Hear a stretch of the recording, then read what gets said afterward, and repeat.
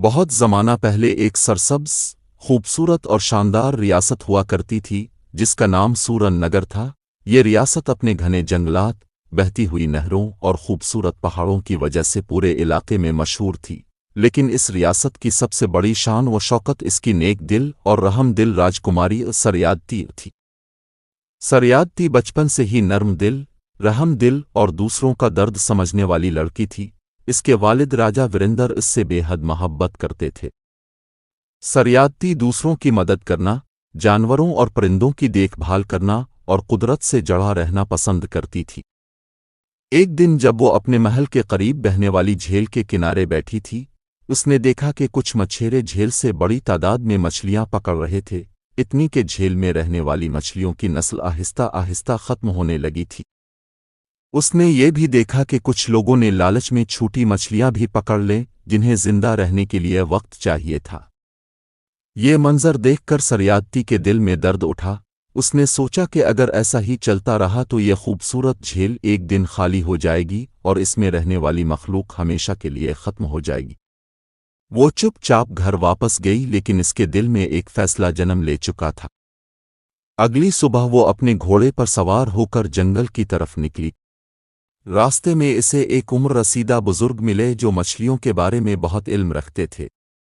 انہوں نے راجکماری کو بتایا کہ اگر مچھلیوں کی مناسب دیکھ بھال کی جائے، انہیں صاف پانی اور خوراک ملے اور بری عادتوں والے شکاریوں سے حفاظت کی جائے تو مچھلیاں تیزی سے بڑھتی ہیں اور پوری ریاست کے لیے فائدہ مند ثابت ہو سکتی ہیں۔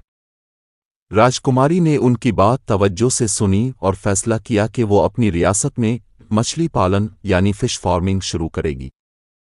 اس نے ایک نئی جھیل تیار کرنے کا حکم دیا جو صاف پانی، سایہ دار درختوں اور حفاظتی دیواروں سے گھری ہوئی ہو۔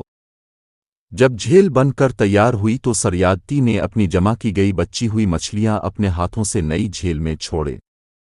وہ روز وہاں جاتی، مچھلیوں کو خوراک دیتی، پانی کی صفائی چیک کرتی اور بچوں کو بھی سکھاتی کہ قدرت کے ساتھ محبت کرنی چاہیے۔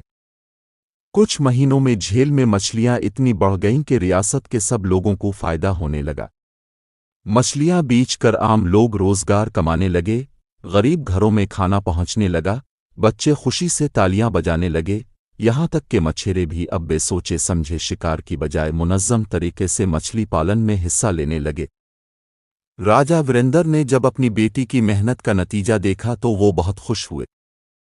انہوں نے سریادتی کو ریاست کی سب سے دانشمند راجکماری قرار دیا۔ لیکن ابھی ایک آزمائش باقی تھی۔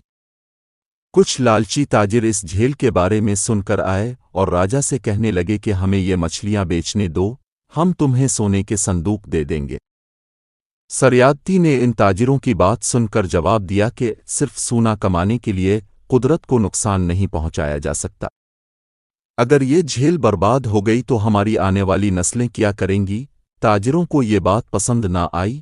وہ غصے میں جھیل کی طرف بڑھے تاکہ جھیل میں زہر ڈال کر مچھلیاں مار دیں، لیکن سریادتی نے فوراً ریاست کے سپاہیوں کو بلا کر انہیں روک لیا۔ سپاہیوں نے تاجروں کو گرفتار کر لیا اور سریادتی نے اپنی ریاست کے لوگوں کو سمجھایا کہ لالچ کبھی کسی کا بھلا نہیں کرتا۔ اس نے کہا، اصل خوشی دوسروں کی مدد کرنے میں ہے، قدرت کی حفاظت کرنے میں ہے اور اپنی زمین کو آنے والی نسلوں کے لیے بچا کر رکھنے میں ہے۔ اس کے بعد ریاست میں ہر شخص نے اس کی بات کو دل سے مانا۔ جھیل کی حفاظت کے لیے پہرا بٹھایا گیا۔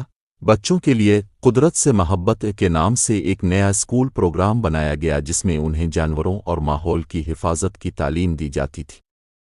سریادتی کی مچھلی پالن نے نہ صرف ریاست کو خوشحال بنایا بلکہ ہر دل میں قدرت سے محبت بھی جگا دی۔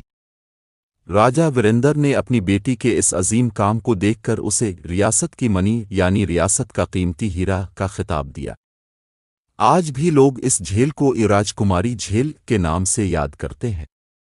سورن نگر کے لوگ کہتے ہیں کہ اگر دل میں نیکی ہو، جذبہ ہو اور محنت ہو تو کوئی بھی چھوٹا قدم ایک عظیم تبدیلی لا سکتا ہے۔ اسی لیے یہ کہانی ہمیں سکھاتی ہے کہ قدرت سے محبت کرو، جانوروں کا خیال رکھو اور لالچ سے دور رہو۔ اور ہاں، اگر آپ ایسی ہی زبردست، دلچسپ اور سبق آموز کہانیاں دیکھنا چاہتے ہیں تو ہمارا چینل ضرور سبسکرائب کریں، لائک اور شیئر کریں تاکہ ہم آپ کے لیے مزید خوبصورت کہانیاں لاتے رہیں، کیونکہ آپ کی محبت ہی ہمارا حوصلہ ہے۔